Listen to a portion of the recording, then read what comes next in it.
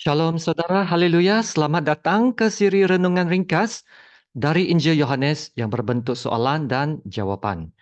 Kiranya kasih karunia dan damai sejahtera melimpahi Anda oleh pengenalan akan Allah dan akan Yesus Tuhan kita. Kita akan lihat Yohanes bab yang keempat dari ayat 43 hingga 54 dengan tajuk ini, Melihat Tanda atau Percaya Kata. Mari kita baca dari ayat 43. Dan setelah 2 hari itu, Yesus berangkat dari sana ke Galilea. Sebab Yesus sendiri telah bersaksi bahwa seorang nabi tidak dihormati di negerinya sendiri. Maka setelah ia tiba di Galilea, orang-orang Galilea pun menyambut dia karena mereka telah melihat segala sesuatu yang dikerjakannya di Yerusalem pada pesta itu, sebab mereka sendiri pun turut ke pesta itu. Maka Yesus kembali lagi ke Kana di Galilea, di mana ia membuat air menjadi anggur. Dan di Kapernaum ada seorang pegawai istana, anaknya sedang sakit. Ketika ia mendengar bahwa Yesus telah datang dari Yudea ke Galilea, pergilah ia kepadanya lalu meminta supaya ia datang dan menyembuhkan anaknya. Sebab anaknya itu hampir mati. Maka kata Yesus kepadanya, jika kamu tidak melihat tanda dan mujizat, kamu tidak percaya. Pegawai istana itu berkata kepadanya, Tuhan, datanglah sebelum anakku mati. Kata Yesus kepadanya, pergilah, anakmu hidup. Orang itu percaya akan perkataan yang dikatakan Yesus kepadanya. Lalu pergi. Ketika ia masih di tengah jalan, hamba-hambanya telah datang kepadanya dengan kabar bahwa anaknya hidup. Ia bertanya kepada mereka, pukul berapa anak itu mulai sembuh? Jawab mereka, kemarin siang pukul 1 demamnya hilang. Maka teringatlah ayat itu bahwa pada saat itulah Yesus berkata kepadanya, anakmu hidup. Lalu ia pun percaya, ia dan seluruh keluarganya. Dan itulah tanda kedua yang dibuat Yesus ketika ia pulang dari Yudea ke Galilea. Demikianlah firman Tuhan. Setelah 2 hari di Samaria, Yesus kembali ke Galilea. Ketibaan Yesus telah disambut lebih baik daripada di Yudea. Di Kana, Galilea, Yesus menyembuhkan anak seorang pegawai istana yang hampir mati di Kapernaum. Dan Yohanes mengambil perhatian tentang mukjizat ini dan menyebutnya sebagai tanda kedua. Nah, soalan edisi ini yang pertama, apa yang terjadi pada perayaan di Yerusalem yang disebut dalam ayat 45 itu? Dan soalan kedua, kenapa Yesus menyatakan ketidaksenangan hatinya terhadap mereka yang melihat tanda-tanda dan percaya? Soalan ketiga, bagaimana Yesus membawa pegawai istana itu untuk percaya kepada Yesus bukan melalui tanda-tanda tetapi melalui iman. Soalan terakhir, apakah keistimewaan tanda penyembuhan ini yang dilakukan Yesus? Apakah penerapannya untuk iman kita? Mari kita lihat soalan pertama. Apa yang terjadi pada perayaan di Yerusalem yang disebut dalam ayat 45 itu? Yesus telah menyucikan bait Allah dari segala pedagang-pedagang dan penukar-penukar wang yang telah menjadikan bait Allah seperti tempat berjualan. Nah, oleh kerana perbuatan ini, Yesus mendapat tentangan dari orang-orang Yahudi. Jadi soalan keduanya, kenapa Yesus menyatakan ketidaksenangan hatinya terhadap mereka yang melihat tanda-tanda dan percaya? Semasa perayaan di Yerusalem, terdapat ramai orang yang percaya kepada Yesus, ya. Ramai orang percaya kepada Yesus, yaitu apabila mereka melihat tanda-tanda yang telah diadakannya atau dilakukannya di situ, ya. Namun begitu, Yesus sendiri tidak mempercayakan dirinya kepada mereka karena ia mengenal mereka semua sebab ia tahu apa yang ada di dalam hati manusia. Ya saudara, Yesus tahu kepercayaan mereka hanya berdasarkan kepada tanda-tanda yang mereka lihat. Dan mereka tidak benar-benar menyerahkan hidup itu, menyerahkan hidup mereka untuk mengikut Yesus.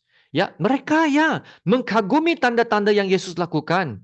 Tetapi mereka tidak mengimani siapa sebenar Yesus, yaitu Mesias, Anak Allah. Begitu juga dengan pegawai istana itu. Ya, dia percaya kepada Yesus karena dia telah melihat tanda dan mukjizat yang Yesus lakukan. Tapi dia belum percaya Yesus sebagai penyelamatnya. Tapi karena terdesak oleh anak kesayangannya yang hampir mati, pegawai istana itu merayu kepada Yesus untuk menyembuhkan anaknya. Jadi sekarang soalan yang ketiga, bagaimana Yesus membawa pegawai istana itu untuk percaya kepada Yesus? Bukan melalui tanda-tanda, tetapi melalui iman. Ya, Yesus tidak mengikut pegawai istana itu ke rumahnya, ya. Yesus sekadar mengucapkan katanya, pergilah, anakmu hidup. Nah, sekarang pegawai istana mempunyai pilihan. Sama ada percaya kepada kata-kata Yesus itu atau terus merayu kepada Yesus untuk mengikutnya ke rumahnya. Nah, sekiranya pegawai istana itu berkeras bahwa Yesus harus ikut dia balik bersama, maka dia hanya percaya kepada tanda sahaja. Jadi apa pilihannya? Nah, puji Tuhan, dia membuat pilihan untuk mempercayai kata-kata Yesus. Nah, sambungan ayat 50 ini berkata, orang itu percaya akan perkataan yang dikatakan Yesus kepadanya, lalu pergi. Haleluya. Nah, sesuai dengan janji Yesus, anak yang hampir mati itu disembuhkan. Apabila mendengar berita baik ini, pegawai istana dan seluruh keluarganya percaya. Nah, kali ini kepercayaannya adalah karena ia telah percaya kepada kata-kata Yesus dan bukan karena tanda. Nah, inilah contohnya bagaimana seseorang harus percaya dan beriman kepada Yesus tanpa perlu melihat tanda. Amin. Yesus selalu kagum dan tertarik dengan orang yang beriman. Alkitab setakat ini mencatat 2 kali yang mana Yesus kagum pada orang yang mempunyai iman besar. Nah, yaitu seorang perwira Romawi dalam Lukas bab yang ke-17 dan seorang wanita Kanaan dalam Matius 15 ya yang meminta Yesus untuk menyembuhkan anak perempuannya yang dirasuk iblis itu. Nah, kedua-dua orang itu adalah orang yang bukan Yahudi. Nah, begitu juga dalam petikan sebelum ini kan, kalau kita masih ingat, ramai orang Samaria yang telah percaya karena mereka telah mendengar kata-kata Yesus tanpa melihat tanda.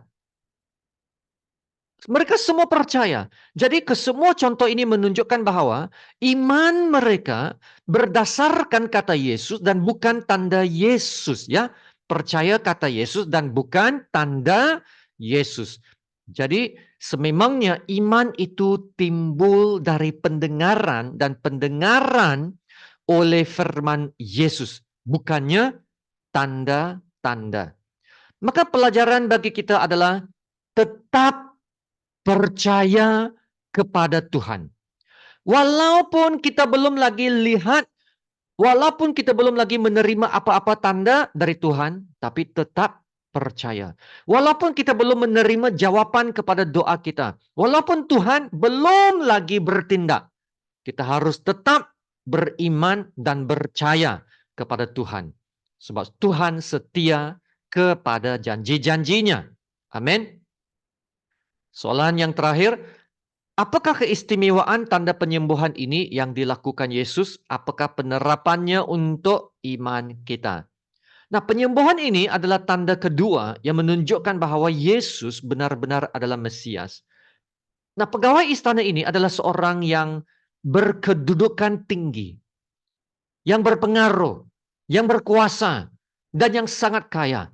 Nah, sebagai seorang pegawai yang berkuasa, sudah pastinya dia boleh memberi arahan kepada semua pelayan dan hambanya. Jadi ramai orang harus datang kepadanya untuk mendapat nasihat, untuk menerima arahan, untuk minta bantuan. Tapi kali ini dia harus merendahkan diri. Dia harus datang, dia merayu kepada Yesus untuk menyembuhkan anaknya yang hampir mati itu. Ya saudara, sebenarnya pegawai istana ini dia mempunyai akses kepada semua bantuan, akses kepada semua klinik, semua rumah sakit yang terbaik, yang top, paling top sekali, dan kemudahan perubatan yang ada. Tetapi semuanya itu tidak dapat menyembuhkan penyakit anaknya. Dan Yesus berada di Kana, dan anak yang sakit itu di Kapernaum. Pegawai istana itu mau membawa Yesus kembali ke rumahnya di Kapernaum. Dia memikirkan bahwa Yesus perlu hadir untuk menyembuhkan anaknya. Tapi Yesus tidak mengikut pegawai istana itu. Dia hanya perlu menyebutkan katanya, anakmu hidup. 2 kali. Dalam ayat 50 dan ayat 53. 2 kali, anakmu hidup. Dengan kata-kata ini saja, anak yang hampir mati itu disembuhkan sepenuhnya. Nah, ini menunjukkan kata-kata Yesus sangat berkuasa. Wow, kata-katanya saja sudah cukup berkuasa. Saudara, pada hari itu bukan saja terjadi mukjizat penyembuhan fisikal pada anak yang sakit hampir mati, tetapi terjadi juga satu lagi mukjizat yang sangat penting. Satu lagi mukjizat. Apa itu? Yaitu hati pegawai istana itu dan seluruh keluarganya, termasuk hamba-hambanya juga percaya. Haleluya, luar biasa kan? Yesus tidak hadir di sana. Tidak hadir di sana. Namun mereka percaya karena kata-kata Yesus dan bukan karena telah melihat Yesus melakukan tanda-tanda. Begitulah juga dengan iman kita.